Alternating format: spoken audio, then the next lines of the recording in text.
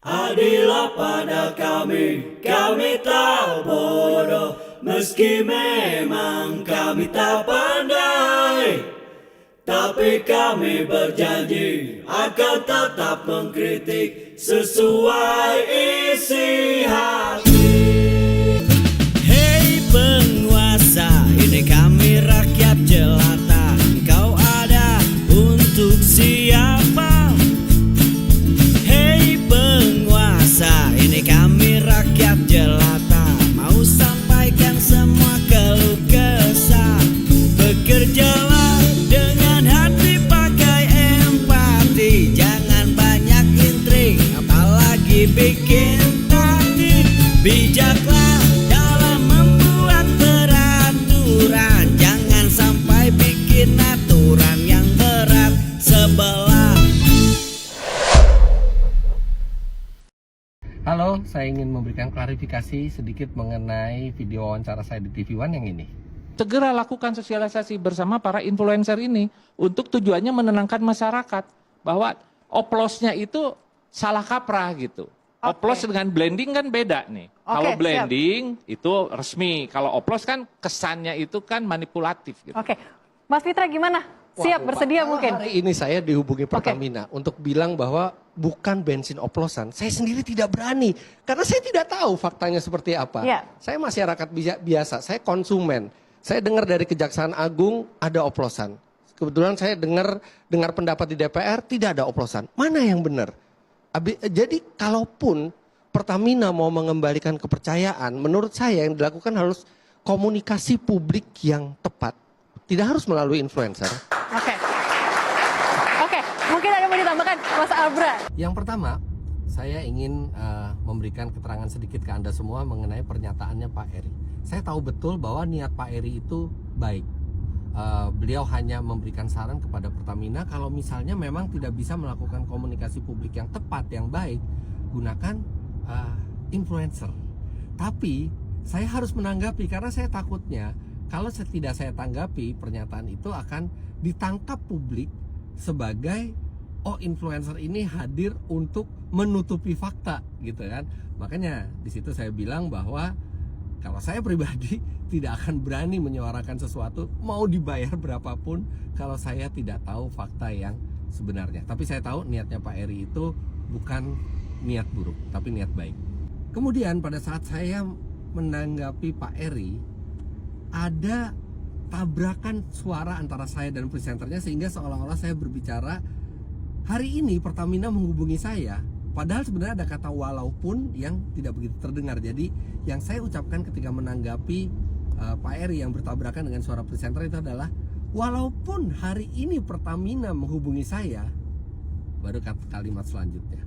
Jadi Pertamina tidak pernah menghubungi saya sama sekali, itu hanya perandaian untuk menanggapi dari pernyataan dari Pak Eri. Nah, kalau harapan saya semoga momen ini bisa digunakan Pertamina sebagai institusi itu untuk berbenah diri, melakukan penyelidikan yang mendalam, bukan hanya yang sudah terjerat kasus, kalau bisa yang belum terjerat tapi ada penyimpangan di dalam juga harus dibersihkan, lakukan transparansi ke publik supaya kedepannya Pertamina itu bisa memperbaiki lagi standar pelayanan serta standar kualitas produknya, dan tentunya kita semua berharap Pertamina bisa kembali menjadi BUMN yang kita cintai bersama.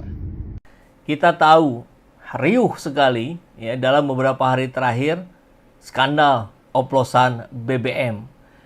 Pertalite versus Pertamax. Orang kemudian menjadi limbung mau mengisi apa hari ini. Tapi kan itu kejadiannya di 2018 sampai 2023. Mestinya hari ini sudah tidak lagi galau, tidak lagi bingung. Tapi kan masalah trust ini menjadi persoalan serius, menjadi PR bersama. Ya, dan kita sama-sama petakan mana yang kita bisa lebih efisiensikan. Ya, ini ada holding, ada subholding. Seperti apa kita review? Ya, apakah ini mungkin ada 1-2 perusahaan yang harus dimergerkan supaya nanti antara kilang dan Patra Niaga tidak ada exchange penjualan, ya kita review, nggak apa-apa. Ini kan bagian dari improvisasi.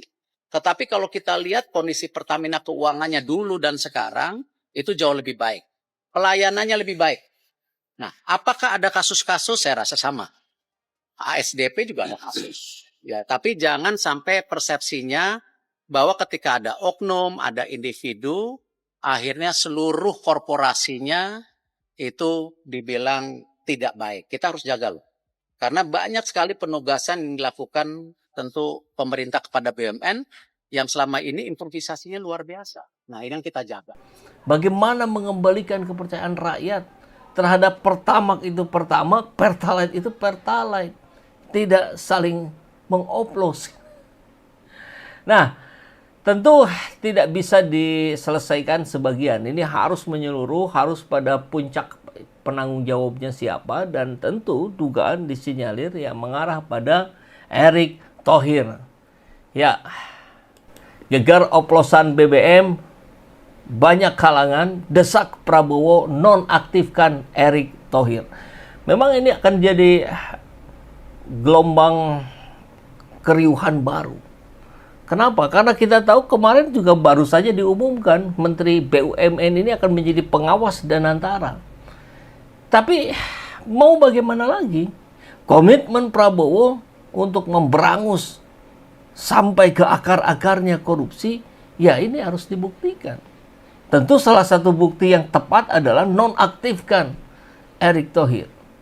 Atau reshuffle kali. Oke, kita akan coba lihat beritanya. Pertama dari RMOL. Jadi skandal oplosan Pertalite versus Pertamax ini memang Erick dianggap bungkam ya beberapa bulan terakhir ini. Laporan dari Ahmad Alfian, nonaktifkan segera Erick Thohir terkait oplos Pertamax. Presiden Prabowo disarankan menonaktifkan sementara Menteri BUMN Erick Thohir menyusul terungkapnya dugaan oplos BBM Pertalite menjadi Pertamax.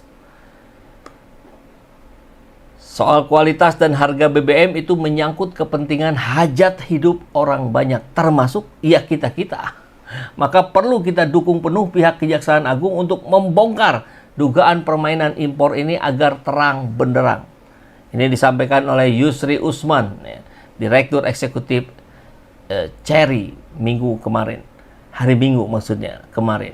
Erick Thohir sempat bungkam selama 4 bulan sejak Kejagung mulai menggeledah kantor dan rumah direksi pada Oktober 2024. Namun setelah bertemu Jaksa Agung, Erick tiba-tiba menyatakan akan mengevaluasi direksi yang jadi tersangka. Loh, kok?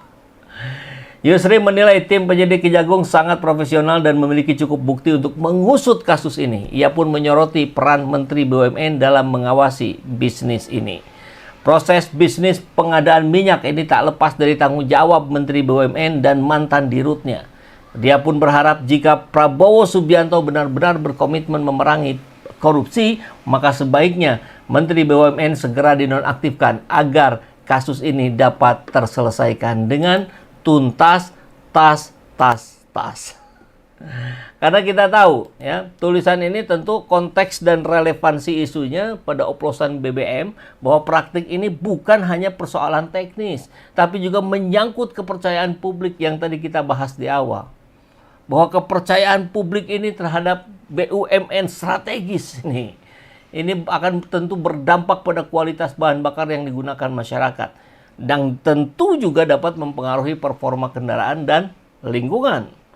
Nah, dampak ekonomi dan sosial ini, jika ini benar dan dugaannya memang benar, praktik ini jelas-jelas merugikan negara secara finansial dan rakyat Indonesia juga. Yang selama ini merasa sudah menggunakan RON 92, ternyata RON 90. Bahkan ada netizen yang tidak sempat saya siapkan ya, tapi ini sudah beredar di berbagai media sosial. Ada yang mengukur juga bahwa Pertalite pun ternyata RON-nya di bawah dari RON 90. Nah, maka ini saya kira momentum terbaik untuk bersih-bersih yang disampaikan oleh Prabowo Subianto itu ya. Sebelum dibersihkan rakyat, bersih-bersih diri sendiri, bersih-bersih kelompoknya, apalagi industrinya dan semuanya yang terkait dengan hajat hidup orang banyak. Nah, tentu ini peran Erick Thohir sebagai Menteri BUMN menjadi sorotan kita hari ini. Bagaimana investigasi bisa berjalan objektif? Tentu salah satu syaratnya tidak ada abuse of power, tidak ada gangguan dari orang-orang yang berkuasa. Jadi nonaktifkan dulu saja Erick Thohir. Begitu ya kata Yusri Usman. Nah, kita juga lihat bagaimana bungkamnya Erick Thohir selama 4 bulan ini. Sejak penyelidikan dimulai tentu menimbulkan pertanyaan tentang transparansi dan komitmen Erick dalam menyelesaikan masalah. Dan kita tahu Erick ini bukan sekali ini saja bermasalah. Ada catatan-catatan di belakang yang juga menyertainya. Nah, apakah Erick ini bungkam karena tekanan politik atau hukum atau apa? Ini juga yang harus diklarifikasi oleh pihak Erick. Sehingga narasinya kita mendapatkan dari berbagai pihak. Kan tidak hanya satu pihak saja. Tentu di sisi ini kita juga sangat mengapresiasi Kejaksaan Agung yang berani. Ya. Pujian datang bertubi-tubi kepada Kejaksaan Agung karena dianggap juga memiliki bukti yang cukup. Tapi di luar itu saya kira ini juga atas izin Prabowo Subianto. Ya. Kalau tak ada izin, ya kita tahu yang sudah-sudah juga kan agak kesulitan itu. Maka kalau kita sudah tahu ada izin dari Prabowo untuk membereskan ini, ya sudah bereskan. Jangan setengah-setengah. Ya. Pak sedikit Pak. Pak soal Pertamina Pak, ini kan Pertamina kan yang Pertamina sedang ramai ya Pak. Iya, lagi diurus itu semua, ya.